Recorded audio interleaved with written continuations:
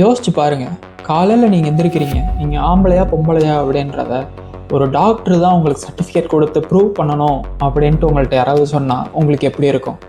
இந்த நிலைமையை தான் எல்லா டிரான்ஸ் பர்சனும் இந்தியாவில் ஃபேஸ் பண்ணிக்கிட்டு இருக்கிறாங்க. இப்போது இந்த transgender person protection of rights amendment act 2026 அது வந்திருக்குதுல்ல, அது என்ன, அதனால என்ன பெரிய இஷ்யூ அப்படின்னு பார்த்தோம் அப்படின்னம்னா, அது இது வரைக்கும் நம்ம டிரான்ஸ்ஜெண்டர் பர்சனுக்குன்னு வாங்கியிருக்கிற எல்லா ரைட்ஸையுமே துவம்சம் பண்ணுறதுக்கான ஒரு அமெண்ட்மெண்ட் ஆக்ட் தான் இது. இந்த வீடியோவில் நம்ம இதை பற்றி இன்னும் டீட்டெயில்டாக பார்க்கலாம். டிரான்ஸ்ஜெண்டர் பர்சனோட என்னென்ன ரைட்ஸை இது அஃபெக்ட் பண்ணுது, அஃபெண்ட் பண்ணுது, சின்ன சின்ன விஷயங்களை எதெல்லாம் கவனிக்காமல் விட்டது அப்படின்றத டீட்டெயில்டாக இந்த வீடியோவில் பார்க்கலாம். அண்ட் இது ஒரு டிரான்ஸ்ஜெண்டர் பர்சன் அப்படின்ற ஒரு பர்டிகுலர் கம்யூனிட்டியை பற்றி மட்டும் கிடையாது. இது கான்ஸ்டிடியூஷனோட கண்ணியத்தையேவும் கேள்விக்குள்ளாக்கிருச்சு. இந்த transgender person protection of rights act 2026 முழுசாக புரிஞ்சுக்கணும். இது ஏன் இவ்வளோ ஆபத்தானது அப்படின்றத புரிஞ்சுக்கணும் அப்படின்னம்னா, நம்ம நால்சா 2014 அப்படின்ற ஜட்ஜ்மெண்ட்டை புரிஞ்சுக்கணும். நால்சா ஜட்ஜ்மெண்ட் இது 2014 வந்த ஜட்ஜ்மெண்ட். டிரான்ஸ்ஜெண்டர் பர்சனுக்கு ஆதரவாக வந்த ஜட்ஜ்மெண்ட். இது அவங்களோட ஜெண்டர் ஐடென்டிட்டியை தீர்மானிக்கக்கூடிய ரைட்ஸை எல்லாருக்கும் கொடுத்துச்சு. 2014 வந்த ஜட்ஜ்மெண்ட்டுக்கு ஆப்பு வைக்கிறதுக்குன்னேவும் 2019 ஒரு குண்டு தூக்கி போடுறாங்க. என்னென்னா, டிஸ்ட்ரிக்ட் மேஜிஸ்ட்ரேட்டை நீ சர்டிஃபிகேட் வாங்கியிருந்தால் தான் உன்னோட டிரான்ஸ்ஜெண்டர் பர்சன் ஐடென்டிட்டியை லீகலைஸ் பண்ணப்படும்.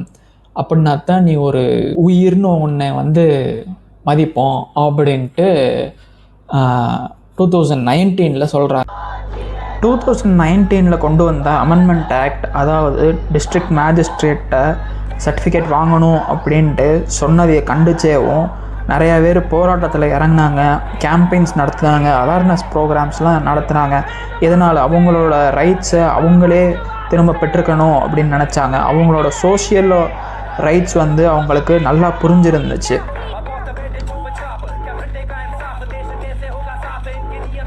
எவ்வளோதான் போராட்டம் நடத்தினாலும் இந்த மோடி அரசாங்கம் அதை கொஞ்சம் கூட கண்டுக்காமல் அந்த ஆக்டை பாஸ் பண்ணாங்க. 2019 ஆக்ட் என்னடா ஆக்டு, அதெல்லாம் ஒரு இம்பேக்டே கொடுக்கல.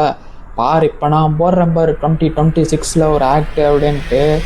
இப்போ போட்டிருக்கிற பாம்பு அவ்வளோ ஒரு பாய்சனஸ், அவ்வளோ ஒரு மோசமான ஒரு ஆக்டுன்னு சொல்லலாம். எதனால் அப்படின்னு பார்த்தோம் அப்படின்னம்னா, இதுக்கு முன்னாடி ரொம்ப போராடி வாங்கின எல்லா ரைட்ஸையுமே இது அவ்வளோதான் க்ளோஸ் பண்ணிடுச்சு. எதனால்?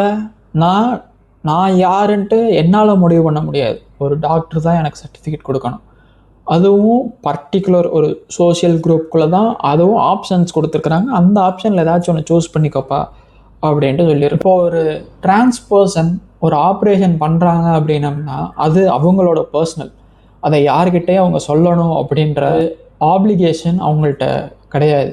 ஆனால் இந்த 2026 வந்த அமெண்ட்மெண்ட் ஆக்டு அதை மேண்டட்டரியாக மாற்றிருக்குது. ஒரு டிரான்ஸ் பர்சன் ஆப்ரேஷன் பண்ணிக்கிட்டாங்க அப்படின்னம்னா ஒரு சீஃப் மெடிக்கல் டாக்டரோட சர்டிஃபிகேட் வாங்கி அதை ஸ்டேட்டுக்கு இன்ஃபார்ம் பண்ணணும். எதுக்கு அப்படி பண்ணணும்? அவங்களோட பர்சனல் ரைட்டை இது பாதிக்கிற மாதிரி இல்லையா? கான்ஸ்டிடியூஷனை கேள்வி கேட்குற மாதிரி இல்லையா? தொடர்ந்து இந்த பிஜேபி கவர்மெண்ட் மைனாரிட்டிஸை ஒடுக்கிக்கிட்டே இருக்கிறாங்க. அது ஜெண்டராக இருக்கலாம், ரிலீஜியனாக இருக்கலாம், கேஸ்டாக இருக்கலாம். இப்படி எல்லா விதமான மைனாரிட்டிஸையும் ஒடுக்கிக்கிட்டே அவங்க மேலே ஹேட்ரடை பரப்பி அதில் இவங்க ஓட்டை சம்பாரிச்சுக்கிட்டு இருக்கிறாங்க. ஒரு விதத்தில். இன்னொரு விதத்தில் ஓட்சோரி உங்களுக்கு எல்லாத்துக்கும் தெரியும். சும்மாவே ஒரு டிரான்ஸ் பர்சன் கிட்ட ஆப்ரேஷன் பண்ணணும் அப்படின்னோம்னா காசை கொள்ளையடிப்பாங்க. அந்த காசை கந்து வட்டிக்கு கொடுத்து அவங்கள சிக்னலாக காசு கேட்க வச்சு, ட்ரெயின்லலாம் காசு கேட்க வச்சு மக்கள்கிட்ட ஹேட்ரடை உருவாக்குவாங்க. இதில் டாக்டர்ஸ் மேண்டட்டரியாக ஸ்டேட்டுக்கு இன்ஃபார்ம் பண்ணி ஆகணும், டாக்டர் சர்டிஃபிகேட் கொடுத்து ஆகணும் அப்படின்னம்னா ப்ரிவிலேஜ்டு பீப்புளால் மட்டும்தான் அதை அஃபோர்ட் பண்ண முடியும். மார்ஜினல் பீப்புளால் எப்படி அதை அஃபோர்ட் பண்ண முடியும் அப்படின்றது எனக்கு தெரியலை. இப்படி டிரான்ஸ் பர்சனுக்கு கந்து வட்டி கொடுத்து பிளாக்மெயில் பண்ணுற மாஃபியாக்களுக்கெல்லாம் வந்து 10 வருஷம் இம்ப்ரிசன்மெண்ட்டு அப்படின்ட்டுலாம் நிறையா பேர் ஆர்கியூ பண்ணுறாங்க. ஆனால் நம்ம உண்மையிலே என்ன கவனிக்க வேண்டியது இருக்குது, இந்த பில்லில் ஆக்ட் ஆயிடுச்சு. அஃபிஷியல் டேட்டாவும் கம்யூனிட்டி சர்வேயும் வச்சு பார்த்தோம் அப்படின்னம்னா, அஃபிஷியல் டேட்டா டிரான்ஸ் பர்சன் மேலே நடக்கிற அப்யூஸோ அசால்ட்டோ அவங்களுக்கு அகெயின்ஸ்டாக நடக்கிற க்ரைம் ரேட் வந்து ரொம்ப கம்மியாக இருக்குது அப்படின்னு சொல்லுவாங்க. ஆனால் ஒரு ஆக்டிவிஸ்ட்டுக்கு தெரியும், ஒரு சோஷியலி அவேராக இருக்கிற பர்சனுக்கு தெரியும், ஒரு டிரான்ஸ் பர்சன் மேலே எத்தனை அசால்ட் நடக்குது, அப்யூசிவ்னஸ் நடக்குது, மற்ற பீப்புள் மைண்ட் செட்டில் அவங்களோட பார்வை எப்படி இருக்குது, டிரான்ஸ் பர்சனை நோக்கி அவங்க பார்க்குற விதம் எப்படி இருக்குது அப்படின்றதையும் ஆக்டிவிஸ்ட்டுக்கு நல்லா தெரியும். பல மாவட்டங்களில் ஒரு டிரான்ஸ் உமன் அசால்ட் பண்ணப்பட்டுட்டோம் அப்படின்ட்டு போலீஸ் ஸ்டேஷனில் போய் கேஸ் கொடுத்தாலும் அவங்கள மென்னு எழுதுகிற அவலநிலை இன்றைக்கும் இருக்குது. இந்த அமெண்ட்மெண்ட் ஆக்ட் 2026 வந்து டிரான்ஸ்ஜெண்டர் பர்சனை கொஞ்சம் கூட மதிக்கவே இல்லை. அவங்க டெய்லி அவங்களோட வாழ்க்கையில் என்னென்ன துன்பங்கள் சந்திச்சுக்கிட்டு இருக்கிறாங்க அப்படின்ற கொஞ்சம் கூட அக்கறையே இல்லாமல் அவங்கள ஒரு வீடு இல்லாமல் ஆக்கினது யார், அவங்கள சிக்னல்லையும் ட்ரெயின்லையும் பிச்சை எடுக்க விட்டது யார் அப்படின்ற ரூட் காஸை கண்டுபிடிச்சி அதை சரி செய்யாமல் அவங்க மேலேயும் அவங்கள ஒடுக்கிற விதமாகவும் சட்டத்தை இயற்றிக்கிட்டு இருக்கிறாங்க இந்த 56 இன்ச்சு கவர்மெண்ட். இந்த கவர்மெண்ட் கிளியராக மைனாரிட்டிஸை எல்லாத்தையுமே ஒடுக்கிக்கிட்டு எலைட்ஸ்க்காகவும் இருக்கிற பெரிய பெரிய பணக்காரங்களுக்காகவும் மட்டும்தான் இந்த அரசாங்கம் இயங்கிக்கிட்டு இருக்குது. எலைட்ஸு பணக்காரங்க எல்லாம் ஒன்று தானே அப்படின்னம்னா அப்படி கிடையாது.